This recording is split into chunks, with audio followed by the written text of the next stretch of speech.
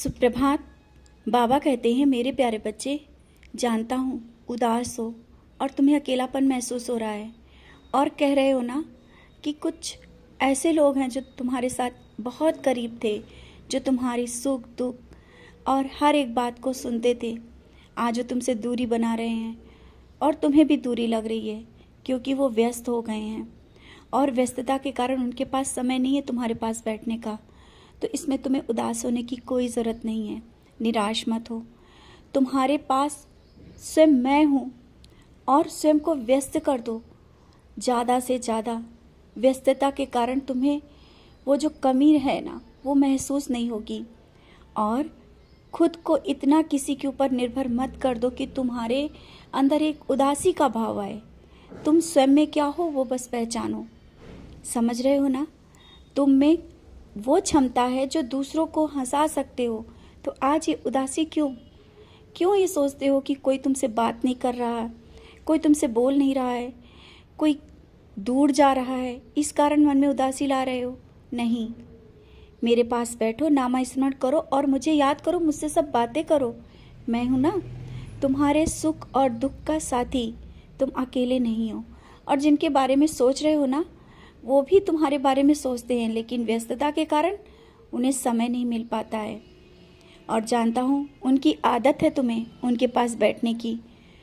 कोई बात नहीं, चिंता ना करो, धीरे धीरे सब सही हो जाएगा। इतना निराश मत हो।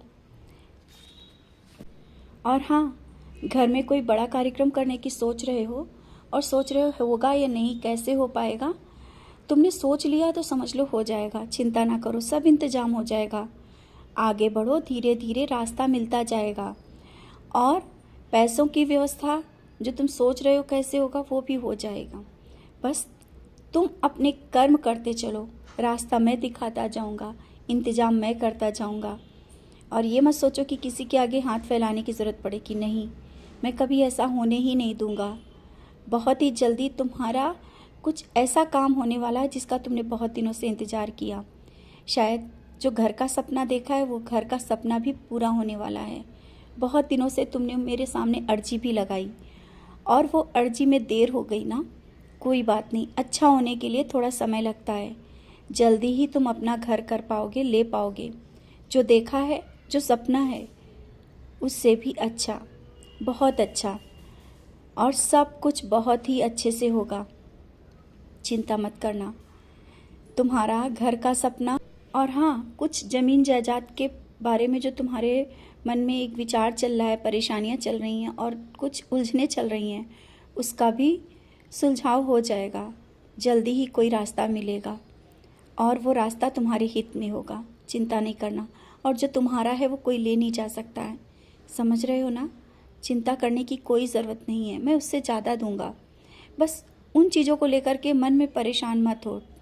इतना परेशान होने की कोई ज़रूरत नहीं। तुम्हारा तुम्हारे पास रहेगा। जो जिसका है ले जाने दो। उसको लेकर के सुबह से शाम तक की बातें क्यों करते हो? उन बातों को छोड़ो। जितना बात उन समय में लगाते हो ना, और अच्छी बातों में लगाओ, अच्छे कार्य करो। क्यों किसी की बातें घर पे करते हो? ये सब करना बंद कर दो। दूसरों की बातें करने से क्या मिलेगा? कुछ नहीं ना। सचरित पढ़ते हो और सचरित में जो बातें हैं उनको अमल नहीं कर पा रहे हो तुम। मैं देख रहा हूँ इधर उधर की बातें घर में होने लगती हैं और तुम्हारे साथ और भी लोग करने लगते हैं। तो तुम्हें दूर होना है उन बातों से।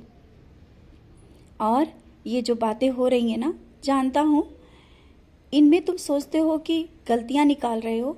हाँ, गलतियाँ हैं, लेकिन तुम मत निकालो। समय के साथ वो गलतियाँ उनके सामने आ जाएंगी।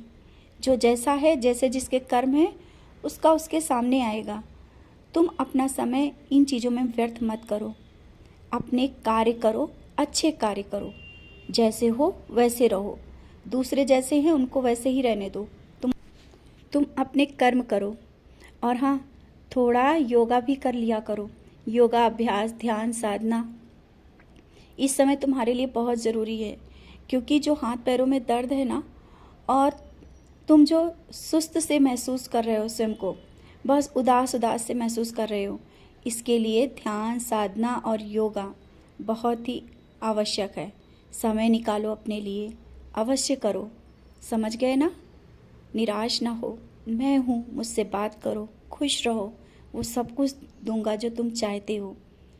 जैसा तुम चाहते हो उससे भी बेहतर, लेकिन बस समय का इंतज़ार करो। खुश रहो और मुस्कुराते रहो।